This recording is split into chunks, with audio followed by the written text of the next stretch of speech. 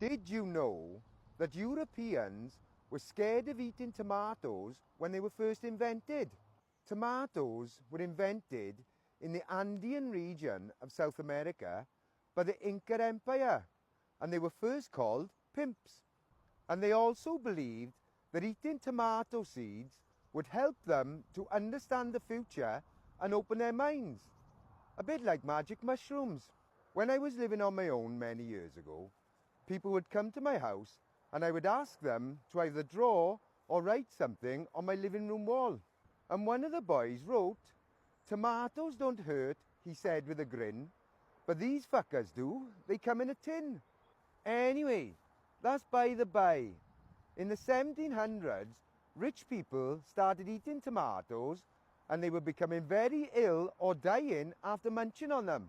So they nicknamed the tomato the poison apple, like the apple that the evil queen gave to the beautiful, enchanting, harmless Snow White from the film of the same name. And as a side note, after that film, apples got a bit of a bad rap and people were scared of eating them.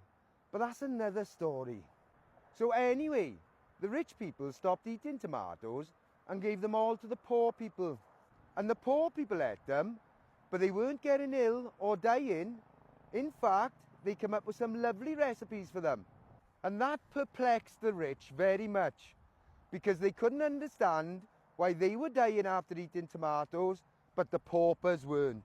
So to cut a long story short, the rich people, otherwise known as aristocrats, were using pewter plates, which were very high in lead content.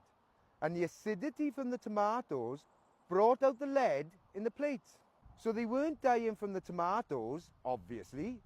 They were dying of lead poisoning, and nobody at the time made the connection.